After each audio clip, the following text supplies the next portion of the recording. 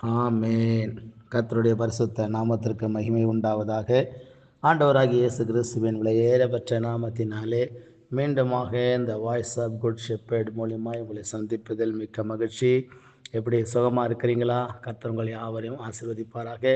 மேலே தள்ளிடாதீங்க, கொஞ்சம் கவனித்து இந்த வார்த்தையை கொஞ்சம் கவனிங்க. கர்த்தர் தாமே உங்களை ஆண்டவர் ஆசீர்வதிப்பாராக.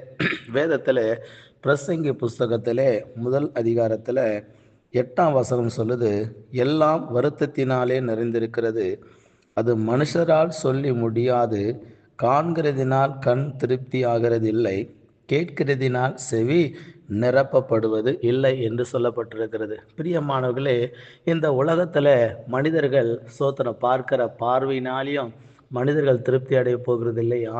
சோதரம் செவிகளினால கேட்கறதுனால ஒன்றும் திருப்தி அடைய போகிறது இல்லையா? இந்த உலகத்தில் சோத்திரம் எதை எடுத்தாலும் எதை செய்தாலும் அதற்கு பிறகு ஒரு வருத்தம், ஒரு சஞ்சலம் இருக்கிறது.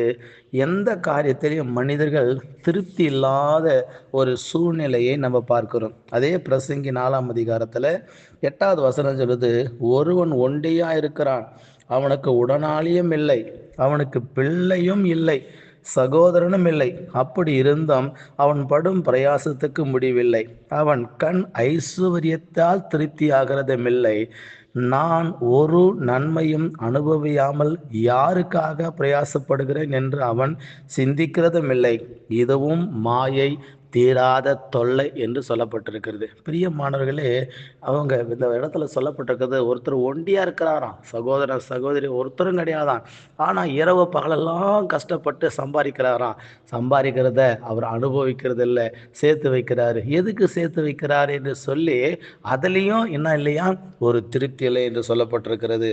தொடர்ந்து நீங்கள் இந்த 6ஆம் அதிகாரத்தில் 5ஆம் அதிகாரத்தில் 10ஆம் வசனம் வாசிக்கும் போது, பணப்பிரியன் பணத்தினால் திருப்தி அடைவதில்லை, செல்வ பிரியன் செல்வ பெருக்கினால் திருப்தி அடைவதும் இல்லை, இதுவும் மாயை என்று சொல்லப்பட்டிருக்குது. பிரியமானவர்களே, இந்த உலகத்தில் எல்லாவற்றையும் அனுபவித்த சாலமோன் ஞானி, அவர் கண் இச்சித்ததை அவர் விரும்பினதை ஒன்றும் தடை பண்ணலையா, எல்லாத்தையும் அனுபவிச்ச உலகத்துக்குரிய எல்லாவற்றையும் அனுபவித்த அந்த சாலமோன் சொல்றாரு, எல்லாம் சோத்திரம் மனசுக்கு சஞ்சலமானது, மாயானது, எதுவும் திருப்தி இல்லை என்று சொல்லி அவர் சொல்லுகிறார். தொடர்ந்து நீங்க வாழ்க்கையில மனிதனுக்கு எது திருப்திப்படுத்தும் என்கிற அந்த தலைப்புல நம்ம பார்க்கிறோம். கர்த்தர் நம்மளை ஆசீர்வதிப்பாராக. மனுஷனுடைய வாழ்க்கையில எது அவனுக்கு திருப்தியை கொண்டு வரும் என்று சொல்லி வேதத்திலே சங்கீத புஸ்தகம் 17வது அதிகாரத்தில் 15வது வசனம் சொல்லுது, நானோ நீதியில் உம்முடைய முகத்தை தரிசிப்பேன்,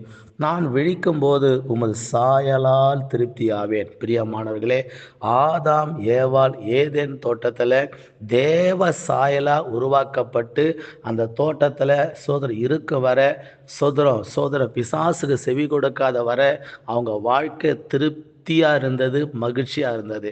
நீங்கள் என்னைக்கு தேவன் தம்முடைய சாயலாக சிருஷ்டித்த அந்த சாயலுக்குள்ள நீங்கள் வர்றீங்களோ, அந்த சாயலாய் மாறுவதற்கு நீங்கள் ஒப்பு கொடுக்குறீங்களோ, இயேசுவின் சாயலாய் மாறுவதற்கு உங்களை அர்ப்பணம் பண்ணுறீங்களோ, அப்போ தான் உங்கள் வாழ்க்கையில் திருப்தியாக இருப்பீர்களே ஒழிய வேற இந்த பூமியில் எவ்வளோ ஆஸ்தி அந்தஸ்து பணம் படிப்பு பதவி எது கிடைத்தாலும் அதில் மனிதன் திருப்தி அடைவதில்லை. அவருடைய முகத்தில் அவருடைய சாயலாய் நம்ம மாறுவது தான் நம்முடைய வாழ்க்கையில் திருப்தியை கொண்டு வரும். 2வது சங்கீதம் 90:14 சொல்லப்பட்டிருக்கிறது, நாங்கள் எங்கள் வாழ்நாளெல்லாம் கலிகூர்ந்து மகிழும்படி காலையிலே எங்களை உமது கிருபையால் திருப்தியாக்குங்க. பிரியமானவர்களே, தேவ சமூகத்தில் காலை நேரத்தில் அமர்ந்து அவருடைய கிருபையை பெற்று நம்ம அனுபவிக்கிறது இல்லையா, அந்த கிருபை ஒரு மனுஷனை நல்லா திருப்தியாக இருக்க வைக்கும்.